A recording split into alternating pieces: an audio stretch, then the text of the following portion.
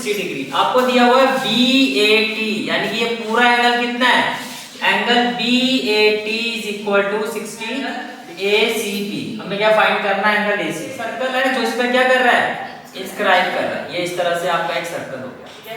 अब आपको क्या फाइंड करना है, रेडियस फाइंड करना है। आपको फाइंड करना है एंगल D और एंगल F। अब इसकी जो एक साइड बड़ी वाली साइड है वो क्या है, AC। अब आपको देखो क्या पूछा गया है, ये जो पॉइंट है, ये वाला पॉइंट किस क्वाड्रेंट में, आपसे पूछा जा रहा है PQR जो है किस ट्रायंगल के वर्टिसेस, इसीलिए तो दिया हुआ, यही तो ट्रिकी है, तभी तो ट्रिकी क्वेश्चन है। Let's start. Next question is question number 9। Next question is in figure AB is a chord of a circle। AB is a chord of a circle। तो देखो आपको एक सर्कल दिया हुआ है, ये इस तरह से आपको एक सर्कल गिवन है, और ये क्या है इसमें टेंजेंट, ये पॉइंट क्या है A और ये पॉइंट क्या है T, यही है, ठीक है। उसके बाद AB is a chord of a circle, तो ये मैं कोड ले लेता हूं, AB is a chord of a circle। तो ये हो गया आपका AB, ये क्या हो गया आपका AB। फिर ये क्या हो गया सेंटर ऑफ ए सर्कल, तो ये हो गया आपका OA, और ये क्या हो गया आपका OB, ये क्या हो गया OB। और यहां से आप इसको कनेक्ट कर दो, और यहां से आप इसको कनेक्ट कर दो, ठीक है। अब क्वेश्चन में देखो क्या कहा जा रहा है, ये आपका हो गया AP is a chord of circle and AT is a tangent। AT is a tangent such that angle BAT equal to 60 degree. आपको दिया हुआ है BAT, यानी कि ये पूरा एंगल कितना है, angle BAT is equal to 60 degree. Angle BAT is equal to 60 degree. आपको क्या फाइंड करना है, ACB। हमें फाइंड क्या करना है, एंगल ACB। हमें क्या फाइंड करना है, एंगल ACB। फटाफट ये बताओ मुझे, can I say that OAT, ये पूरा एंगल 90 डिग्री होगा। Can I say that angle OAT equal to why, because radius is perpendicular to tangent at point of contact। यही बोला जाता है, यानी कि radius is perpendicular to tangent. अब अगर ये 30 है और ये आपका 60 है, तो ये इतना एंगल कितना होना चाहिए, 30। क्या आप एग्री करते हो, ये और ये इक्वल है इस ट्रायंगल में, क्योंकि दोनों रेडियस है। अब अगर ये 30 है तो ये भी कितना होगा, 30 कितना हो गया 60, तो ये कितना हो गया 120। यहां तक कोई डाउट, ये कितना हो गया 120, अच्छे समझ में आ रहा है। अगर ये 120 है तो बाकी का ये रिफ्लेक्स इसका, इसी एंगल का रिफ्लेक्स कितना होना चाहिए 240। ये 360 से माइनस कर देते हैं, 360 से 120 माइनस कर दो तो कितना आ गया 240। तो रिफ्लेक्स जो आ गया आपका वो आ गया 240। यहां तक कोई भी कहानी पूछनी है तो पूछ सकते हो, क्योंकि कहानी में ट्विस्ट आएगा। यहां तक समझ आ गई बात, ठीक है। याद आपने थ्योरम बड़ी फेमस थ्योरम 10.6, इसमें कहा जाता था 9th क्लास में सर्कल चैप्टर में कि angle subtended bye an arc at the center of a circle is twice the angle subtended by the same arc on the circumference of the circle। तो देखो ये जो एंगल है वो इस एंगल ACB के डबल होगा। ये जो एंगल है यानी कि ये reflex, now reflex of angle what AOB, reflex of angle AOB will be equal to what, twice of angle ACB। Reason बताओ, एंगल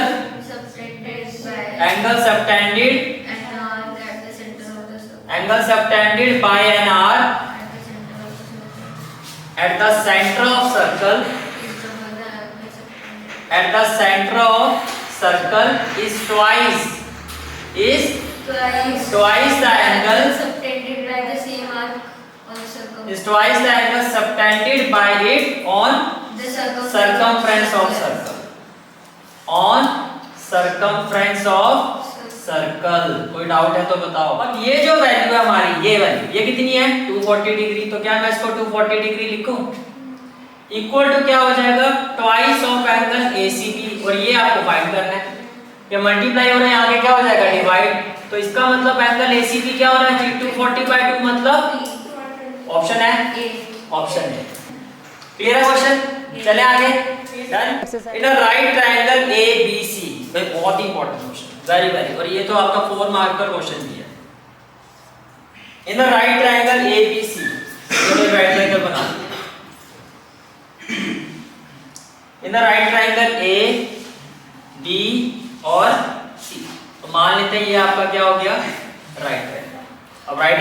पे क्यों लिया? आप आगे देखो लिखा हुआ right angle at B, right angle at B, ये हो गया आपका राइट एंगल, ये क्या हो गया? Right angle. इसमें BC कितना है? 12, तो इसको जी 12 ले लेते हैं। फिर आगे कहा जा रहा है AB कितना है? 5, चलो जी इसको 5 ले लेते हैं। इसको क्या ले लेते हैं? 5। Radius of the circle inscribed in the triangle. अब एक सर्कल है जो इस पे क्या कर रहा है? इंस्क्राइब कर रहा है। ये इस तरह से आपका एक सर्कल हो गया। ये आपका क्या हो गया? सर्कल जो इस पे इंस्क्राइब का मतलब 3 साइड है, तीनों साइड पे वो टच करेगा, इसको कर रहा है, ठीक है। और इसका सेंट्रम ले लेते हैं O। क्या आप एग्री करते हो? जैसे कि मान लो ये P है और ये क्या है आपका Q, तो OP जो है OQ के इक्वल होगा। क्यों? Radius of the same circle होगा इक्वल, ठीक है। अब आपको क्या फाइंड करना है? रेडियस फाइंड करना है। यानी कि मुझे मान लेते हैं ये रेडियस कितना आपका x, तो ये भी कितना होगा x। अच्छा मुझे ये बताओ, जो आपका ये रेडियस है वो पॉइंट ऑफ कांटेक्ट पर कितना एंगल बनाएगा? 90। ये जो रेडियस है पॉइंट ऑफ कांटेक्ट पर कितना एंगल बनाएगा? 90। ध्यान से देखना इस चीज को, ये समझ आ रही बात? 3 एंगल 90 तो चौथा भी 90, क्वाड्रिलेटरल है, सम तो 360 होता है, तो ये भी 90, ये भी 90। अच्छा अब ये चारों एंगल 90। अब क्वेश्चन ये होता है सर ये रेक्टेंगल भी तो हो सकता है और ये स्क्वायर भी हो सकता है। अगर इसकी एडजेसेंट साइड इक्वल हुई तब ये स्क्वायर है और एडजेसेंट साइड इसकी इक्वल। सबसे पहले आपको ये समझ में आया कि ये जो क्वाड्रिलेटरल है एक स्क्वायर है। हम सब करो, समझ में आ गया सबको? ठीक है चलो जी। तो here OPBQ is a square, is a square. अच्छा अब एक बात बताओ, ये x तो ये भी कितना होगा? x, तो ये भी x। और एक प्रॉपर्टी तो आपको दिख ही रही है, tangent drawn from an axis, वो भी देखो सेटिस्फाई हो रही है। ये x है तो ये भी कितना x। अब एक बात बताओ, ये पूरा आपका कितना है? 12। तो कहने से अगर यहां से लेके यहां तक 12 है तो ये तो भैया 12 - x होना चाहिए। तो फिर ये वाला जो पार्ट है ये भी कितना होना चाहिए? 12 - x। Good out. ये पूरा मेरा x है और ये पूरा कितना है? 5, तो ये कितना होना चाहिए? 5 - x। और अगर ये 5 - x है, ये 5 - x है, तो ये कितना होना चाहिए? 5 - x। ये रीजन मैं नहीं लिख रहा हूं क्योंकि अभी हम कर रहे हैं एमसीक्यू, लेकिन सब्जेक्टिव सारे रीजन पता ना कैसे लिखने हैं। Why they are equal? Because tangent drawn from an exterior point to a circle are equal। तो ये सारी टेंजेंट्स इसलिए इक्वल है। फिगर सारी क्लियर है आपको? अब देखो ये 12 है, ये 5 है, पाइथागोरस थ्योरम बहुत बार आप ऐसा कर चुके हो। क्या आपको समझ में आ रहा है कि AC 13 आएगा? क्योंकि ये होगा 144, ये होगा 25, सम आएगा 169, 169 का स्क्वायर रूट आएगा, तो ये पूरी साइड हमारी आ जाएगी 13 सेंटीमीटर। क्वेश्चन में सेंटीमीटर गिवन है या मैंने ऐसे? हाँ, तो 13 सेंटीमीटर आ गया। अब क्या आप एग्री करते हो नाउ कि ये जो हमारी साइड AC है it is equal to what?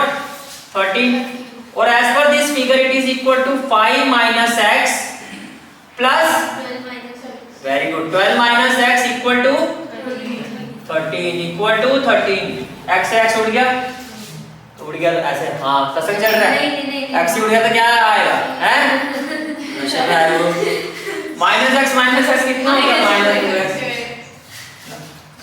Radhe Radhe ही नहीं बोल रहा है, बाहर डांट के बैठना है। हाँ 12 और कितना हो गया? 17। 13 - 17 कितना? -4। देखो गबरू जवान। तो x की वैल्यू कितनी? माइनस से माइनस कर दिया और x की वैल्यू कितनी? 2। x की वैल्यू कितनी? 2। आ गया रेडियस, ऑप्शन में है C। हाँ ये तो फटाक से बता, समझ में आया? अभी क्वेश्चन की सब देख के समझ में आ रहा क्यों इंपॉर्टेंट है? क्योंकि इसमें सबसे इंपॉर्टेंट लॉजिक है वो क्या है? वो ये चीज पकड़नी है। इसीलिए हमें अगर देखो प्री बोर्ड एग्जाम का लेवल में पहले क्लियर कर देता हूं, आपका बोर्ड एग्जाम से काफी हाई रहता है, पहले क्लियर कर देता हूं। इसलिए अगर हमने प्री बोर्ड को क्रैक कर दिया तो बोर्ड एग्जाम को हम इजीली हैंडल कर लेंगे। तो बोर्ड तो फिर आपका भी कुछ भी नहीं है, लेकिन मेन जो चैलेंज है जो मैं चाहता हूं आप उसको एक्सेप्ट करो, हमें प्री बोर्ड में स्कोर करना है। समझ में आ रहा है क्या कह रहा हूं? ठीक है। Next question is question number 8। Next question is next question is in the given figure the measure of angle D and angle F आपसे पूछा जा रहा है। थोड़ा सा इसमें आप लोगों ने दिमाग लगाना है, बहुत ही अच्छा क्वेश्चन है। देखो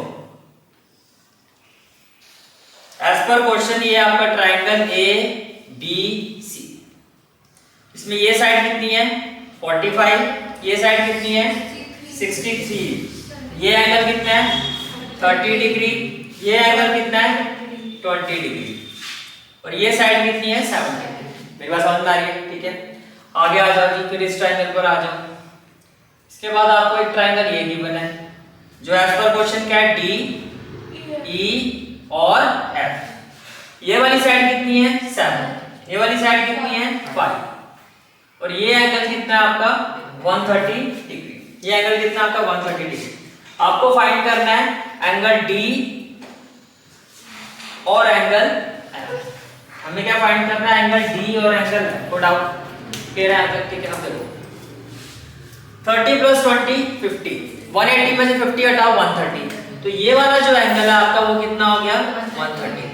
पहले को डाउट समझ में आ रही है बात? ठीक है, अब इसकी जो एक साइड बड़ी वाली साइड है वो क्या है AC और यहाँ 130 की एक बड़ी वाली साइड क्या है D। तो इसकी एक जो बड़ी वाली साइड है वो क्या है आपकी AC और इसकी जो एक बड़ी वाली साइड है 130 की बड़ी वाली साइड D। तो बड़ी वाली साइड क्या है, बड़ा वाली साइड लिखी मैंने। अच्छा, 130 की एक साइड में जो छोटी साइड है वो क्या है आपकी AB। तो मैंने यहाँ पे क्या लिखा AB, क्या लिखा AB। और D की एक साइड में जो छोटी वाली साइड है वो क्या आपकी E है, वो क्या आपकी E है। अब क्या ये रेशियो इक्वल है?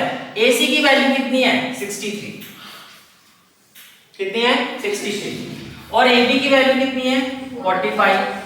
9 7 जा 63, 9 5 जा 45, तो ये भी तो 7 का 5 आ रहा है, तो रेशियो तो इक्वल है भैया। और ये जो प्रोपोर्शनल साइड्स हैं इनके बीच वाला जो एंगल है वो भी तो इक्वल है। Angle A and angle A is equal to angle E। तो क्या नहीं से that therefore triangle ABC is similar to triangle DEF। और अगर ये सिमिलर है तो corresponding angles will be equal. अब ध्यान से सुनना, देखो जो बड़ी वाली साइड है, बड़ी वाली साइड उसका एंगल क्या है C और यहाँ जो बड़ी वाली साइड है उसका एंगल क्या है D। मेरी बात समझ में आ रही है? जो बड़ी वाली साइड है ये 63, ये है ना, या फिर बड़ी वाली सबसे बड़ी साइड नहीं, बड़ी वाली साइड कौन सी है आपकी बड़ी वाली साइड। देखो ये 7 हो गया, ये 5 हो गया। पहले तो मेरी बात ध्यान से सुनना ना, यह आपकी एक थ्योरम थी क्लास 9 में कि जो एंगल सबसे बड़ा होता है उसके अपोजिट साइड सबसे बड़ी होती है। तो इस ट्रायंगल की सबसे बड़ी साइड जिसको मैं रैंक 1 दे रहा हूं वो ये है। 30 के अपोजिट ये आ रहा है, जो 130 एंगल है सबसे बड़ी साइड ये है। ये समझ में आ गया, 130 के सबसे बड़ी साइड है। तो यहां पर सबसे बड़ी साइड आ गई ये वाली, ये आ रही बात समझ में? ठीक है, यहां पर क्या आ गया आपका 72। अब देखो AC के प्रोपोर्शनल कौन सी साइड है, AC के प्रोपोर्शनल कौन सी साइड है DE। तो E तो आपको पता फाइंड क्या करना है D। तो एंगल D किसके इक्वल होगा एंगल C के। तो angle D is equal to angle C। ये बात समझ में आ रही है? ठीक है, तो ये कितना हो गया 20 डिग्री। कितना हो गया 20 डिग्री। AB के प्रोपोर्शनल कौन सी साइड है EF। AB ये तो है 130, तो इससे तो ये खत्म, तो बचा क्या B और यहाँ पे क्या बचा है, तो एंगल B किसके इक्वल हुआ एंगल F के। और एंगल B की वैल्यू क्या है 30 डिग्री। तो चेक करो भैया 20 और 30 ऑर्डर वाइज D और F, तो पहला 20 फिर 30 A पर। तो राइट आंसर क्या होगा आपका option question number 7। Next question is the point is divide the line segment joining the point. आपको क्या कहा जा रहा है, एक पॉइंट जो एक लाइन सेगमेंट को इंटरनली डिवाइड कर रहा है। मान लेते हैं ये पॉइंट क्या है आपका P according to the question, जिसके कोऑर्डिनेट क्या है 7, -6। इस पॉइंट को क्या ले लेते हैं Q according to the question, जिसके कोऑर्डिनेट्स क्या है 3, 4। जो पॉइंट इसको डिवाइड कर रहा है वो इंटरनली डिवाइड कर रहा है। मान लेते हैं वो पॉइंट क्या है हमारा A और एज पर क्वेश्चन ये डिवाइड कर रहा है किस रेशियो में 1:2। अब आपको देखो क्या पूछा गया है, ये जो पॉइंट है ये वाला पॉइंट किस क्वाड्रेंट में होगा, ये वाला जो पॉइंट है वो किस क्वाड्रेंट में होगा। अब देखो ध्यान से, फर्स्ट ऑफ ऑल क्या आपको पता है फर्स्ट क्वाड्रेंट में x और y दोनों के साइन कैसे होते हैं, सेकंड में x negative y positive, third में ये फर्स्ट क्वाड्रेंट है ये सेकंड, थर्ड में क्या होता है दोनों ही नेगेटिव, फोर्थ में क्या होता है x पॉजिटिव और y नेगेटिव। तो बेसिकली आप जब फाइंड करोगे इसके कोऑर्डिनेट, जो किससे फाइंड करोगे, अगर रेशियो गिवन है तो क्या अप्लाई करोगे सेक्शन फॉर्म, रेशियो गिवन है तो क्या अप्लाई करोगे सेक्शन फॉर्म। तो बस इसी साइन पर हम डिसाइड करेंगे कि वो जो पॉइंट है वो किस क्वाड्रेंट में होगा, यानी कि उसका x और y देंगे। तो देखो first of all by section bisection form. Coordinate of A, coordinate of A क्या करोगे 1 into 3 plus 2 into 7 upon 1 plus 2। कोई डाउट है तो बताओ, क्लियर है आंसर? आगे आ जाओ जी। 1 into 4, 1 into 4 plus 2 into minus 6, 2 into minus 6 upon में क्या हो जाएगा 1 प्लस 2। कोई डाउट है तो बताओ, क्लियर है आंसर? ठीक है, तो ए के कोऑर्डिनेट्स क्या होंगे? देखो 3 1 जा 3 प्लस 7 2 जा 14 अपॉन 3 कितना हो गया 17 अपॉन 3। तो x तो पॉजिटिव आ गया। 4 1 जा 4, 2 into minus 6 minus 12, 4 minus 12 minus 8 by 3। y भी है नेगेटिव आ रहा है तो कौन सा क्वाड्रेंट होना चाहिए? x positive y negative, that is 4, that is 4 quadrant. Good out, clear है question? The point p q and r, देखो as per question given points are, given points are. First point क्या है? p having coordinate 0,6, having coordinate 0,6। तीन बार समझ में आ रही है? ठीक है। नेक्स्ट पॉइंट क्या है? q having coordinate -5,3। उसके बाद नेक्स्ट पॉइंट क्या है? r having coordinates 3,1 are the vertices of a triangle. आपसे पूछा जा रहा है पी क्यू आर जो है किस ट्रायंगल के वर्टिसेस है, किस ट्रायंगल के वर्टिसेस है। तो पहले काम करते हैं ट्रायंगल बनाना।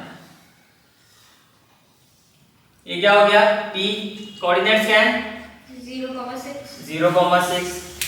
फिर नेक्स्ट पॉइंट क्या है? Q having coordinates -5,3। Next point क्या? R having coordinate 3,1। देखो क्या मैं पी क्यू फाइंड कर सकता हूँ? कि ये जो डिस्टेंस है फाइंड कर सकता हूँ कैसे? क्या डिस्टेंस फॉर्मूला क्या होगा? x2 minus x1 -5 - 0 whole square, y2 - y1 3 - 6 whole square. कोई डाउट है तो बताओ। -5 का स्क्वायर 25, तो ये हो गया आपका 25 और -3 का स्क्वायर 9। तो क्या नहीं सही था ये √34 आएगा, जिसका स्क्वायर रूट नहीं होता तो ऐसे छोड़ देते हैं। ये समझ में आ गया? तो आपने क्या फाइंड कर दिया? पी क्यू कितना आ रहा है? √34। अब आते हैं क्यू आर। क्या फाइंड करते हैं? Q R. क्यू आर पर देखो x2 - x1 3 + 5 सीधा लिखो, समझ में आ रहा है? क्या हो जाएगा 8, तो मैंने लिखा 8 स्क्वायर प्लस y2 - y1 1 - 3 -2 का स्क्वायर 4 64 + 4 √68। तो ये मेरा आ रहा है डिस्टेंस √68। यहां तक कोई डाउट? क्लियर है? अब हम फाइंड करते हैं P Q Q R R P. Order wise क्या होगा? R P. चलो जी आर पी पे आ जाओ। आर पी क्या हो जाएगा? 0 - 3 -3 का स्क्वायर करूंगा तो क्या आएगा? 9। y2 - y1 6 - 1 5 का स्क्वायर 25। तो अगेन 25 + 9 जो है आपका √35 है। अब इस तीनों को साइडों को देख के क्या मैं ये कह सकता हूँ? क्या मैं ये कह सकता हूँ कि जो क्यू आर स्क्वायर है वो इक्वल है P Q square plus R P square के। चेक करवा देता हूँ। क्यू आर कितना है? √68। पी क्यू कितना है? P Q √34। What about R P? R P कितना है? √34। तो √68 का स्क्वायर 68, √34 का स्क्वायर 34, √34 का स्क्वायर 34। ये भी कितना हो गया? 68। तो किसी एक साइड का स्क्वायर अगर बाकी दो साइड के स्क्वायर के सम के इक्वल होता तो कौन सा ट्रायंगल है? This is a right triangle. जो पाइथागोरस थ्योरम है वो सैटिस्फाइड है। सर दो साइड्स तो इक्वल आ रही है ट्रायंगल में, तो कंफ्यूजन। तो दीदी आइसोसेलेस आपका ऑप्शन में है? हां, उसका राइट ट्रायंगल है सामने लिखा हुआ। हां, तो जो आइसोसेलेस राइट ट्रायंगल है वो हुआ ना। फिर आप सिर्फ आइसोसेलेस बोल रहे हो। सिर्फ आइसोसेलेस तो वो हो गया जिसकी कितनी साइडें इक्वल होती हैं? दो। तो आइसोसेलेस के साथ राइट पूरा बोलो ना। आइसोसेलेस के साथ राइट ट्रायंगल गिवन नहीं है, या तो राइट ट्रायंगल या फिर आइसोसेलेस। तो राइट ट्रायंगल हुआ ना फिर। या आइसोसेलेस राइट ट्रायंगल है। अब उसमें ऑप्शन में जाओगे तो आइसोसेलेस एक तरफ राइट है, तो मेजॉरिटी में किसकी? क्योंकि सैटिस्फाइड जो हमारा जो यहां पे कंफ्यूजन आया वो तो पाइथागोरस थ्योरम का है। तो पाइथागोरस थ्योरम के हिसाब से राइट ट्रायंगल है। चांसेस तो इसके भी हैं कि मतलब कोई आइसोसेलेस लिख दे तो एक बात बताओ, क्या राइट ट्रायंगल के अलावा किसी और ट्रायंगल में कंडीशन सेटिस्फाई होती है? नहीं। तो बस फिर बात खत्म हो गई। राइट ट्रायंगल के अलावा किसी और ट्रायंगल में ये कंडीशन होती है? नहीं होती ना। फिर आइसोसेलेस तो राइट ट्रायंगल भी होते हैं, बाकी भी हो सकते हैं। सर बट ये क्वेश्चन तो उधर ही खत्म हो गया ना, डिस्टेंस फॉर्मूला। कहाँ पे? Distance formula root. वो तो दीदी आपने खत्म किया ना, आपके हिसाब से खत्म हो गया। जब आपको राइट ट्रायंगल का ऑप्शन दिया हो तभी तो निकाला है इसको।